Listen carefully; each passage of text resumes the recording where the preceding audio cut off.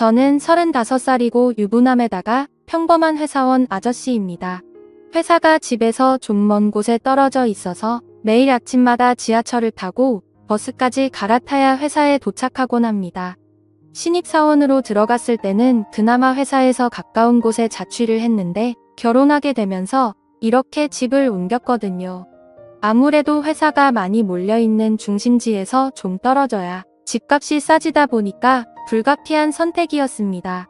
근데 이렇게 멀리서 대중교통까지 갈아타면서 회사를 다니려고 하니까 밤낮으로 귀찮아 죽겠습니다. 그래서 어느 순간부터 너무 출근이 하기 싫어서 진지하게 휴직이라도 좀 해볼까 생각했지만 휴직하면 돈도 안 나오니까 와이프가 엄청 반대해서 그렇게 하지도 못했습니다. 어떻게 하면 이런 삶의 재미를 좀 찾을 수 있을까 고민했지만 한동안 이렇다 할 재미 따위는 찾아볼 수가 없었고 억지로 하루하루 버티면서 회사를 다니는 신세가 됐죠. 그러다가 주변을 둘러봤는데 생각보다 재미있는 일은 가까운 곳에 있다는 걸 알게 됐습니다. 같은 시간대에 출근하는 앞집 여자가 한 명 있는데 그 여자를 볼 때마다 항상 비슷한 시간대에 출근하는구나 싶었고 특별히 다른 생각해 본 적은 없었거든요. 그녀와는 항상 엘리베이터 앞에서 어색한 인사를 주고받고는 지하철 타는 순간까지 쭉 같이 걷습니다. 처음엔 아무런 대화도 없이 살았지만 그냥 심심해서 걸어본 간단한 대화에 어느 순간부터는 서로 인사를 하기 시작했고 최근에는 지하철역까지 가면서 많은 이야기를 나누기도 합니다. 그 이상으로 사심을 가지고 대했던 적은 한 번도 없었고 이야기를 나눌 때에도 사적인 걸 물어보지는 않았습니다. 왜냐하면 괜히 나중에 이상한 말 나올까봐 두려웠는데 저는 아내를 사랑하는 딸바보 유부남이니까 행동을 조심해야겠다는 생각뿐이었습니다. 근데 이 여자가 제 인생에 엄청난 기쁨을 가져다 줄 거라고는 상상도 하지 못했습니다. 워낙에 그 앞집 여자가 제 스타일처럼 생겨서 가끔씩 아내보다 외모만 놓고 보면 더 낫다는 생각을 많이 하긴 했지만 출근길이 똑같다는 것 말고는 딱히 가까워질 명분이 없던 게 사실입니다. 사실 외모가 전부는 아니지만 어쨌든 외모가 뛰어나면 눈이 한 번 더 가는 건 사실이고 아무 사이가 아니더라도 좋은 건 맞잖아요. 그래서 언젠가부터 마음속에 말도 안 되는 상상이 들기 시작했고 부끄러운 마음과 함께 심장이 두근거리더라고요. 아직 그다지 친한 사이가 아니라서 그렇겠지만 저를 볼 때마다 웃는 그녀의 얼굴을 보면 참 기분이 좋습니다. 단순히 얼굴이 예뻐서 그런 건 아니고 사람을 기분 좋게 만드는 그런 한박 웃음을 가졌기 때문입니다. 그러던 중 작은 사건이 하나 생겼는데요. 저는 개인적으로 아직까지는 아내와 뜨거운 사이라고 자부할 수 있고 밤마다 행복한 관계를 가지면서 서로를 아껴주고 촉촉하게 만들어주고 있습니다.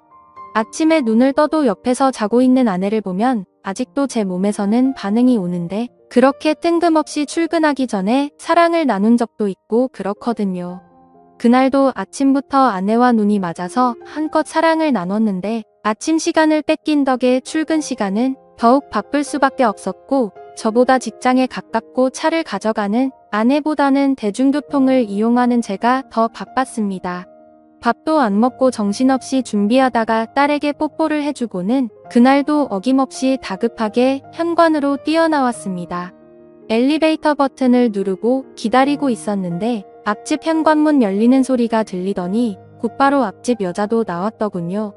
아침부터 뜨겁게 땀을 빼서 그런지 정신이 없어서 인사를 나누는 순간까지 숨을 헐떡거리고 있었고 가볍게 인사를 하는 부드러운 목소리를 들으니까 오늘도 이 여자는 정말 사랑스럽다는 게 느껴졌습니다. 제 아내와는 뭔가 다른 매력에 사랑스러운 매력이 있고 한마디로 말하자면 여성스럽다는 게 정확히 맞을 것 같네요. 엘리베이터 문이 열리자마자 먼저 탄 저는 그녀를 위해 열린 버튼을 눌러주었더니 그녀는 가볍게 인사를 했고 저는 그녀의 뒤에 서서 그녀를 힐끔 쳐다보았습니다. 언제나 느꼈지만 그녀는 참 선하고 예쁜 얼굴인데 제 아내보다는 얼굴이 동그랗고 강아지상처럼 생겼습니다. 하지만 눈이 크고 입도 커서 웃을 때 활짝 웃는다는 느낌이 들고 눈망울이 초롱초롱한 느낌을 가지고 있습니다. 1층까지 내려가면서 저는 엘리베이터 안에서 풍기는 그녀의 화장품 냄새를 맡으며 꼼짝도 하지 않고 고개를 숙인 채 서 있는 그녀의 다리를 훔쳐봤습니다. 키는 작지만 길쭉하게 뻗은 다리와 똑깍거리는 구두 소리가 제 심장을 쿵쿵 때리는 것 같았고, 내려서 지하철역까지 가는 길에 발걸음을 맞춰 나란히 걸으면서 소소한 일상에 대해서 이야기를 나누긴 했지만 그래도 어색함은 떨칠 수가 없었죠. 이웃이지만 서로 친한 사이도 아니었고 얘기를 나눠본 적도 많이 없었으니까 당연한 일이었죠. 어색한 듯 그녀를 보며 눈웃음을 짓자 그녀도 예쁜 웃음으로 답해주곤 했는데 이상한 건 그렇게 말없이 걷다 보면 둘 사이의 발걸음이 어느덧 익숙해지고 있는 것처럼 느껴지는 거였습니다. 그러면서 가벼운 대화를 나누는데 날씨가 좋다거나 오전에 일하다 보면 너무 잠이 오지 않냐는 그런 별거 아닌 담소를 나눕니다. 그녀는 항상 출근할 때마다 위아래로 검은색 정장 비슷한 옷을 입고 있는데 그날은 특이하게 브라운 계열의 옷으로 맞췄더라고요. 평소에는 좀 딱딱한 느낌이 많이 났다면 오늘은 마치 가을과 어울리는 옷을 입고 있었고 20대의 몸매에 견줄 수는 없겠지만 두 아이의 엄마라는 사실을 떠올리면 상당히 괜찮은 몸매라는 게 보였습니다. 그녀의 옆에서 나란히 걸었는데 말없이 걷는 어색한 시간이었지만 그 기분이 전혀 싫지 않았고 마치 소개팅에서 만난 마음에 드는 여자와 걷는 그런 느낌이 들더라고요. 그녀는 뜬금없이 아침밥은 드시냐는 질문을 했고 저는 보통 아침밥을 안 먹는다고 대답했습니다. 그러자 그녀는 웃으면서 자기도 아침밥을 안 먹는다고 하더라고요. 정말 별것도 아닌 이런 거에 다 설레고 두근거린다는 게 신기했고 역시 남자는 나이 들어도 철이 들지 않는다는 게 무슨 말인지 이해가 되더라고요. 지하철역까지 가는 동안 그녀와 함께 걷다가 지하철을 탈 때 헤어졌는데 그날은 이상하게도 그녀가 저와 같은 지하철을 탔어요.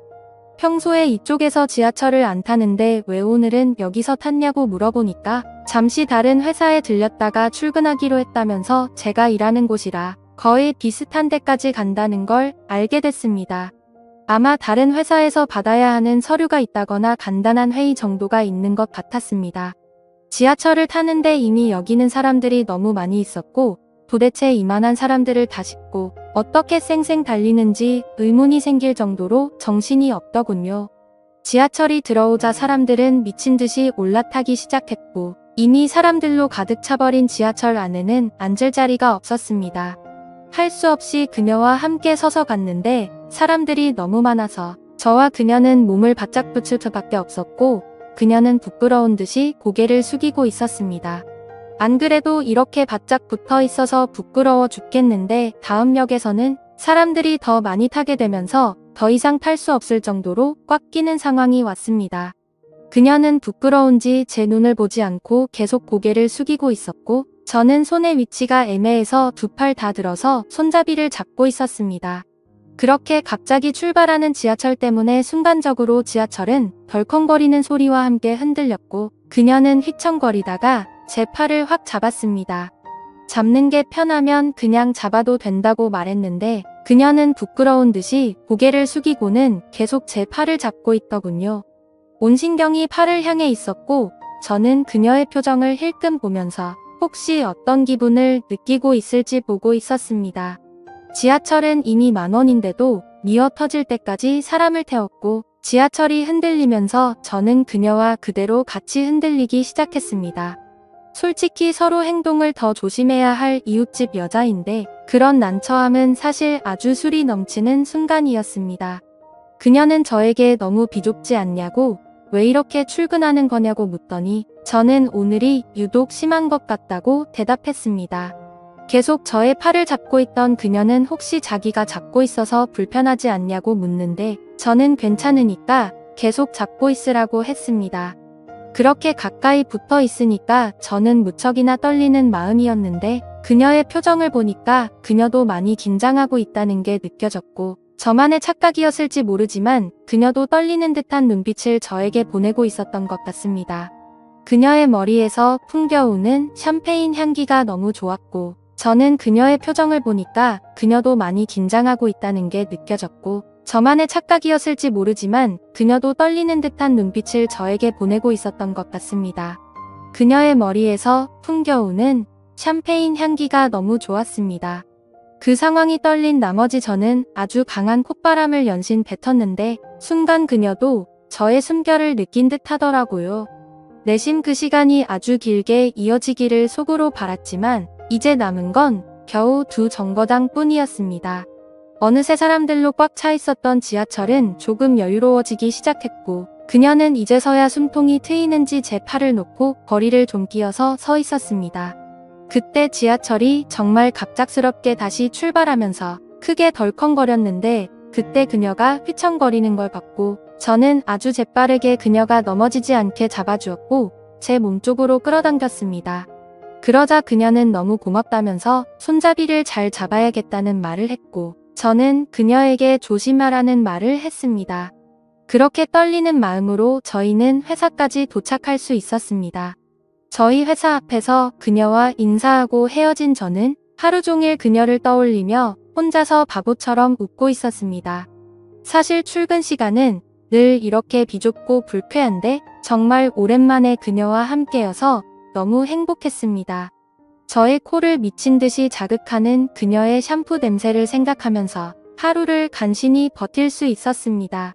방학날에도 어김없이 그녀와 함께 출근했는데 그녀는 오늘도 저와 함께 지하철을 타게 됐고 역시나 지하철은 미어 타질 것만 같았고 오늘은 저한테 등을 돌려 서게 됐습니다.